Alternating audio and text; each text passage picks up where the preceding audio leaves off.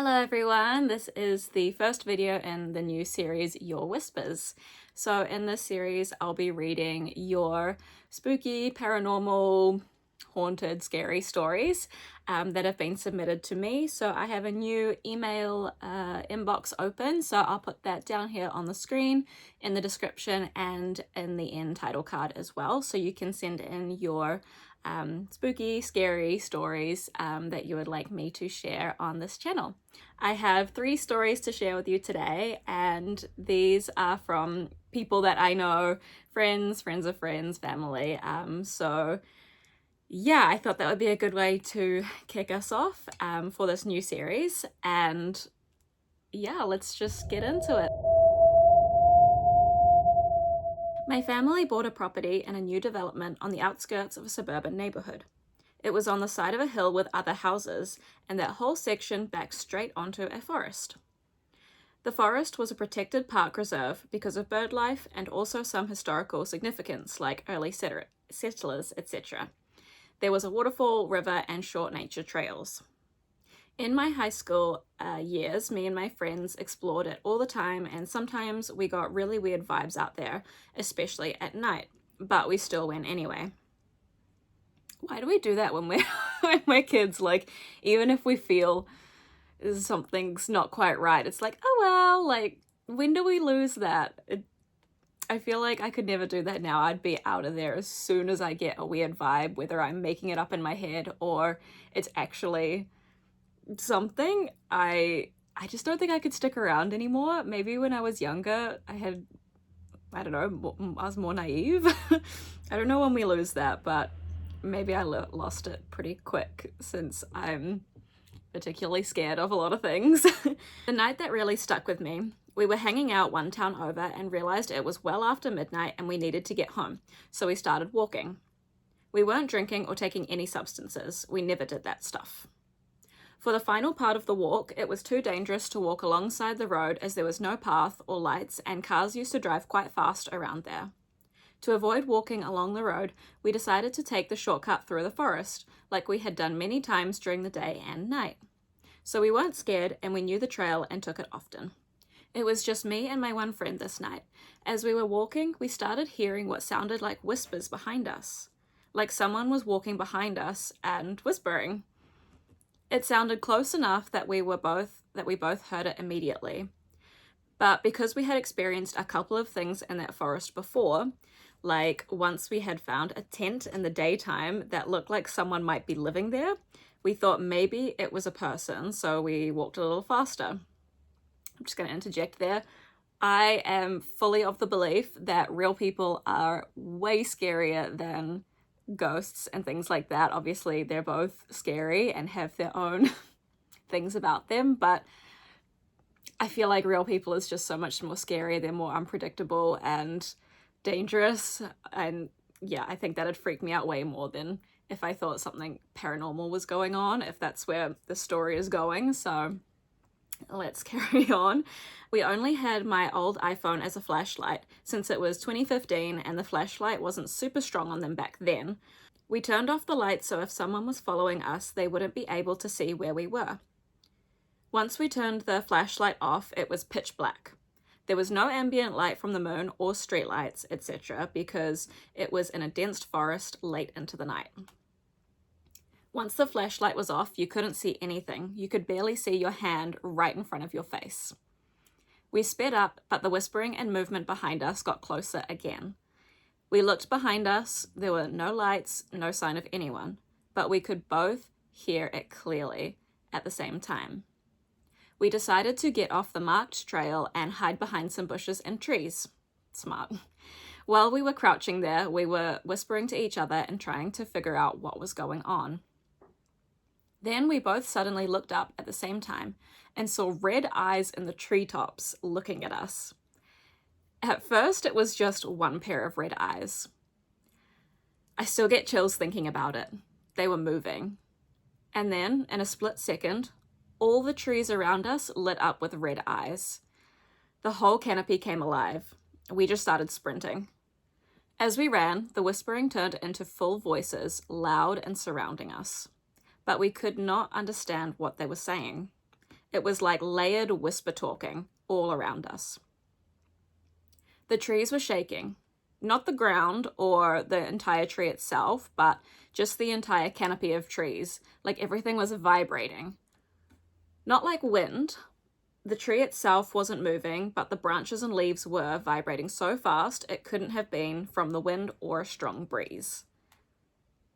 And while we were running, those red eyes were still in the branches above us, and we could see dark shapes moving alongside us in the treetops, like they were following after us.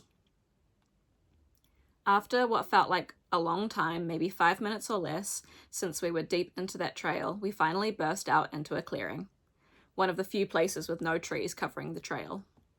And both of us just kind of collapsed in relief. We turned around and looked back at the canopy we had just run from, and we could still see the red eyes and see the trees shaking. Then slowly, as we stayed in the clearing, it all started to stop. The shaking stopped, the voices stopped, the red eyes faded. We didn't talk for the rest of the walk until we got home. Only once we were inside, we asked each other, "You saw that too, right?" And we both said, yes, 100%. We both agreed it wasn't something explainable or normal. It did not feel human. That experience has really stuck with me. We did go back into the forest during the daytime and at nighttime after this experience, but we never went back that late at night again. I definitely avoided it for a little while after that night, but since we lived right near the forest, it was kind of inevitable we would go through it again. It was the safest way to walk since there wasn't a path on the side of the road around that area. Me and the friend who experienced it never talked about it again after that night. We only talked about it once after we got home and acknowledged what we both saw and heard, and then we didn't speak of it after that. We didn't really want to talk about it again. Wow. I don't know what that could have been besides like some sort of shapeshifter or something that has like a physical form to it, like an energy or something. If they could see black like shadows or figures or something in the treetops. It didn't sound like it was a human form.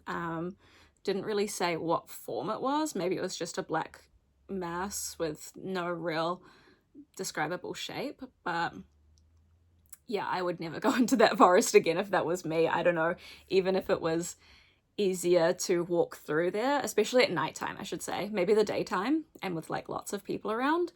If it was like a common walking trail and there'd be other people on the trail at those times, maybe that's, you know, a lot easier to do. But at nighttime, I think I would have just been like, can someone pick us up or drive us? Because yeah, I don't think I would want to go through there again. And I don't think I could stop thinking about that every time I went through there. And you don't really want to attract that sort of thing back. I don't know exactly, but I kind of have the belief that if you give something a lot of energy, then it can kind of create it or bring it to you. Like kind of like how superstitions happen. Like a lot of people believe something, it is kind of like more likely to happen, or that superstition is more likely to come true because of all that belief around it. So it kind of feels like the same thing to me, where if there's a lot of energy towards something, it can draw it to you or manifest it to you, sort of thing.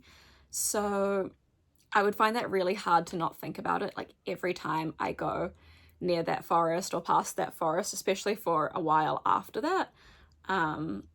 But yeah, good on them for being brave enough to go back into the forest at nighttime, and I'm glad it doesn't sound like that happened again. So I'm very glad about that. Yeah. I would consider myself more skeptical than not. I usually approach things from a scientific explanation first. I don't immediately go to paranormal or otherworldly. Much later after these experiences, I talked to a psychic medium. I was at a gathering and talking with some friends and friends of friends who I didn't know. We were talking casually about unexplainable experiences we have had, and one of the ladies in the group said she was a psychic medium. I told her about my experience in the forest that night from years ago to see if she had any explanation for it, as I had been curious about what had happened. She said what we experienced in the forest that night was likely a poltergeist. She said it wasn't there to help us, it was just trying to drive us out, like we were in the wrong place at the wrong time. If we didn't listen to their warning and had stayed in the forest, we could have been seriously hurt. She thinks it's attached to the pain and history of the land, such as the conflicts between the local indigenous people and early European settlers. There are known historical sites deep in that forest, old camp clearings and building remains. I have accepted the fact that I won't know for sure what happened that night, but I hope to never experience anything like that again. So after this experience, they say years later, near the same forest, I had another experience. I was walking with my dad in the daytime around 10 a.m. We were at the bottom of the hill near the entrance to the forest, where there was a car dealership just before you turn onto the main street. So I guess out of the suburban area where all the houses are and where the forest is, and then opens up to the end of that street, and then where there's like car dealerships and maybe some other stores or whatever, and then you turn onto the main street, like where all the stores and businesses and things are out of that suburban area, from what I understand here. We saw a man start walking out from one of the auto dealers wearing a mechanic's uniform, like overalls, and crossing the road. He looked slightly transparent, like just a little off, but we kept walking thinking it might just be the light. We watched him walk towards a car that was parked on the other side of the road, like he was going to get into it. And then he just disappeared. Fully disappeared. We checked around the car, under the car, nothing. My dad is not someone who believes in this kind of stuff. He's skeptical and more science-minded. But that is one of the only things he has openly said he cannot explain with anything logical. And that is from an anonymous submitter there. So, wow, okay. So the mechanic guy who was walking towards the car, the first thing I would have said was, like, did you go and look and actually see where they went, or if it was like a trick of the light or just the angle they were standing at? And they went and looked, which is good for us because then we can kind of take that out as an explanation for it. But it's interesting, like, they even looked inside the car. Nobody was there. Obviously didn't look like there was, I don't know, someone sleeping in there underneath some blankets or something like that. Because, you know, that wasn't mentioned. I think that would have been mentioned if there was something sort of suspicious or explainable like that. And I'm assuming it doesn't sound like there was anything on the other side of that car that the man could have just dipped into, like a store or gone behind a building or something like that. So I would have assumed that would have been looked at as well. But it's interesting that they both saw it. Like, it both looked weird. It looked weird to both of them, and they were like enough to like explore it and be like, oh, where did he actually go? Like under the car, in the car, or anything. And like, it must have just felt off enough for them to be like, no, I think we actually need to check that and see what's going on, because that just wasn't right. So that's really interesting. So yeah, that's very interesting. I am still spooked by the first story, to be honest. I think the second one is more easier to explain away, even if we don't have like an actual explanation for it. I feel like it's one of those things that a lot of people, especially skeptics, are like, oh, well, you know, it could have been this, it could have been that, you know, we don't know exactly what the area looked like if there were buildings that they might have dipped behind or ran behind some trees or something like that. But the first one, I don't have a logical explanation for that. Obviously, the first thing would be like if they were drinking or, you know, taking substances since they were out with friends that night. But as they stated, they don't do that sort of stuff, which I think is important because it means that both of their like minds weren't altered in any way. So both of them were sober, both of them were actually seeing it, you know, in that time. So yeah, if you have experienced anything like that dark sort of mass thing that follows or comes out of nowhere, red eyes, anything like that, let me know, because it would be interesting to hear just like different cases of this to see if there's anything that like links the happenings, I guess. But yeah, really interesting. So that was story number 1. Story number 2 is also from the same sender, so we will go into that one as well. So story 2. This is a much shorter story, but still one that kind of creeps me out. In the morning when I used to drive to work, I would sometimes notice on the motorway shadow figures in between cars, typically on the flash medium on the motorways where there had been a lot of car crashes on it over the years. Only sometimes, not every day or anything like that, but maybe I'd seen a handful of times, 3 to 5 times or so. I've seen it when I've been in the car with other people, more often than not by myself, because I'd be doing the commute to work with other people in the car. It was early in the morning, so I wanted to see if maybe it was just my eyes kind of waking up a bit still and playing tricks on me. So I would see if it could have been a reflection on the glass on the car window, or if there was some other incident or something happening in that medium strip again, like maybe police or medical staff there standing in the road, and tried to come up with some sort of logical reasoning. But there was never anything there that I could explain away that wasn't a shadow figure or it was a real person. It would look like a full human just walking in between the cars.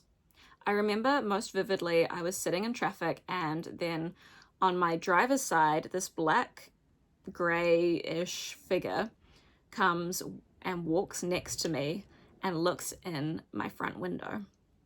They looked through my window and then sort of slowly leaned back again, and I moved my car forward in the traffic, so it kind of was walking alongside me quite casually.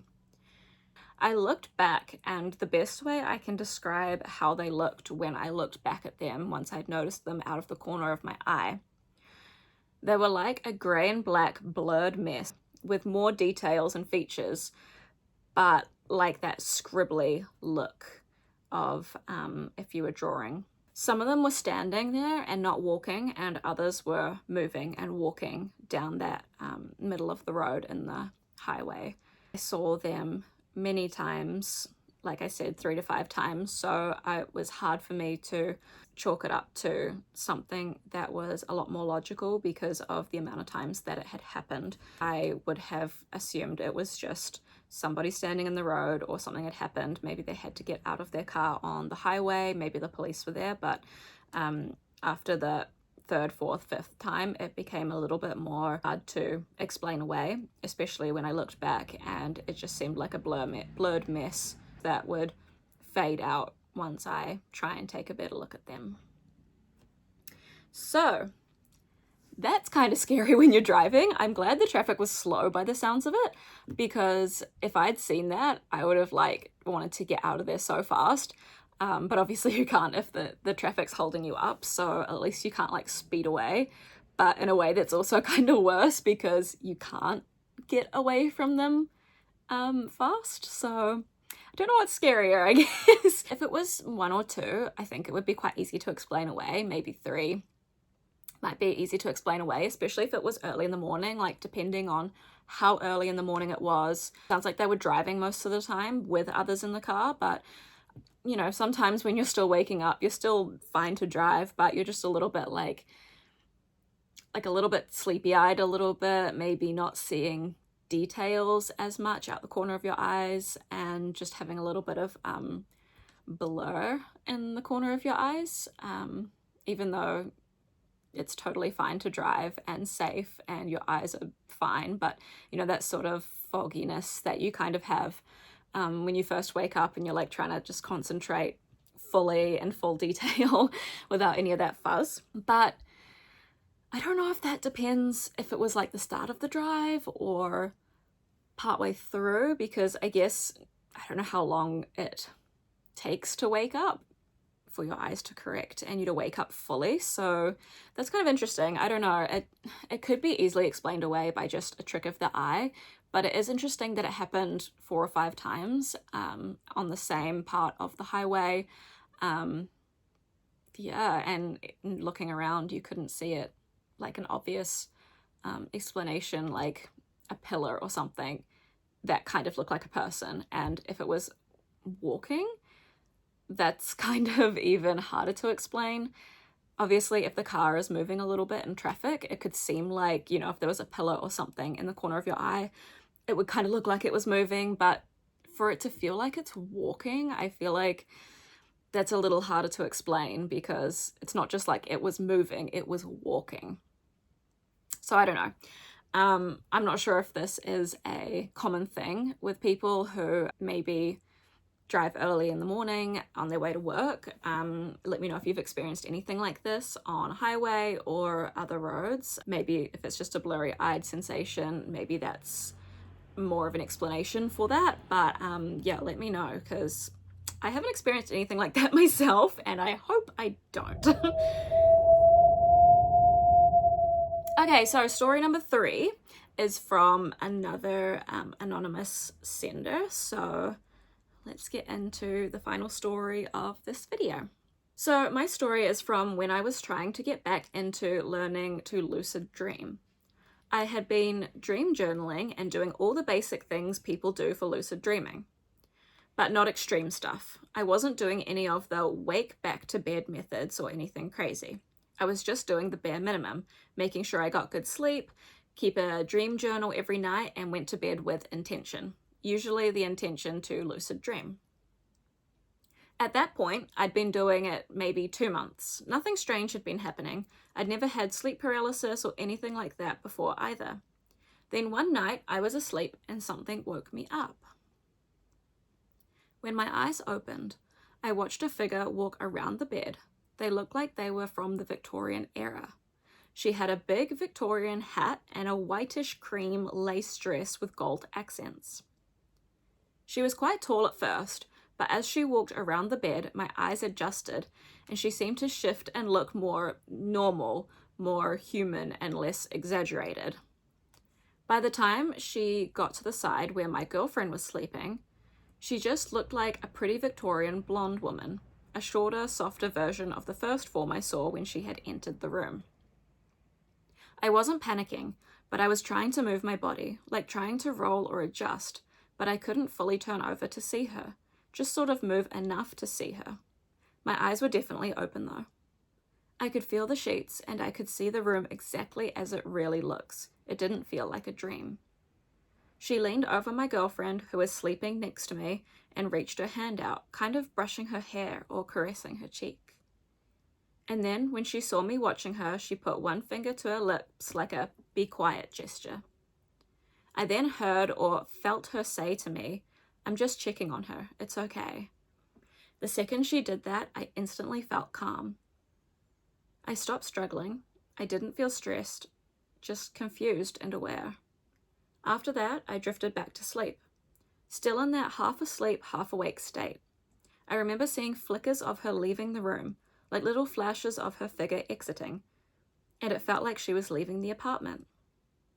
I think she said one more thing, but I don't remember what it was now. What stayed with me is the feeling that she was specifically checking on my girlfriend. And the way the figure shifted as she moved made it feel like a past version of my girlfriend checking on the present her. It didn't feel bad. It felt like something that I wasn't meant to interrupt.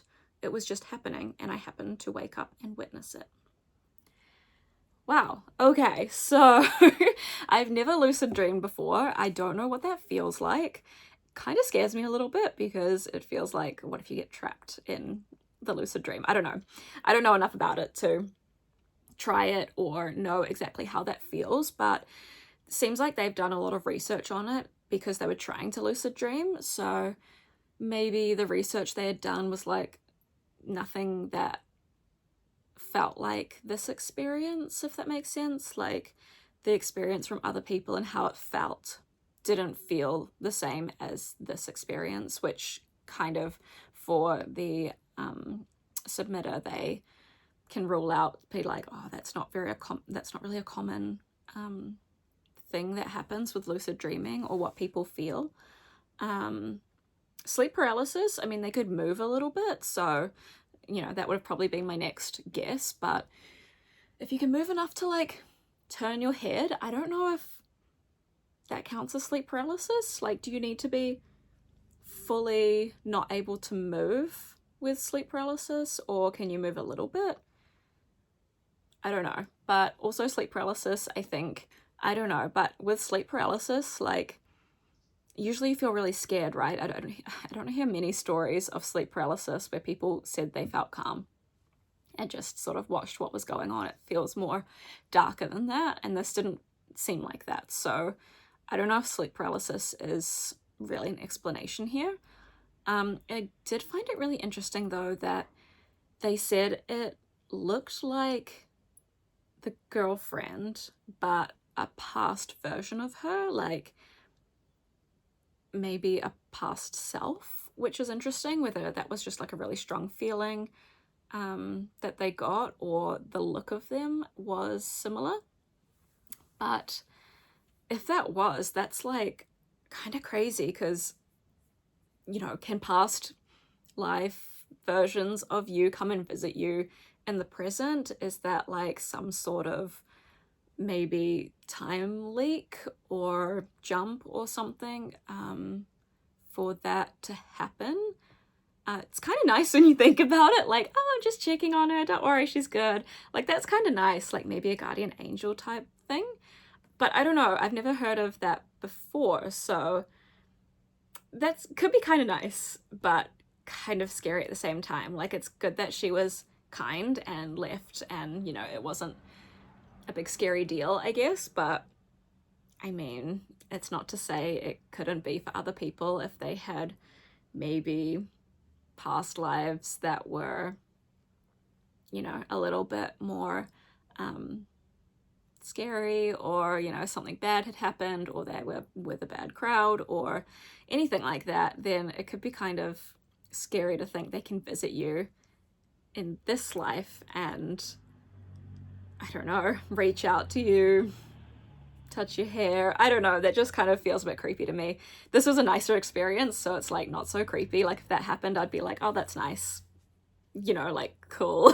Whether it was a dream or something else, it's kind of like, oh, maybe that was just a little message being sent from somewhere, someone, something, that, like, yeah, she's all good, like, I'm checking on her. Maybe she was going through, I mean, they didn't say, maybe she was going through a difficult time or anything like that, and maybe the spirit or guardian or whatever you want to call it just thought they would come in and check and just reassure him that she's okay, and, you know, it'll be okay, not to worry, and, you know, go back to sleep, it's fine. So yeah, those were our 3 stories for today. So to kick off this series, and if you would like to submit your own scary, paranormal, alien, ghost, whatever, spooky stories, you are more than welcome to submit them to the email linked down in the description. Any story, you know, that you are comfortable sharing, please also let me know if you want to stay anonymous, or if you have an alias name you want me to use, or just use your own name, please let me know at the start of the email. If there are any trigger warnings, that would be great. I would love to go into these stories a bit blind and, you know, kind of experience them with you guys for the first time as well. So maybe if you could add trigger warnings for anything, if we need it, we can just sort of let people know at the start of the video. And anything else you want me to add, like pronouns or anything like that, that you need me to know, pop that in the email as well. Short stories, long stories, anything is welcome. So feel free to send your emails, comment down what you think of these stories, if you have any explanations or any experiences that are similar that you've had. Please let me know. I'm sure the anonymous senders for these stories would love to hear what you think, and if you have any explanations or any comments for these stories. So I'm sure they would appreciate it, and so would we. So thank you so much for listening, and I will see you in the next one. Bye.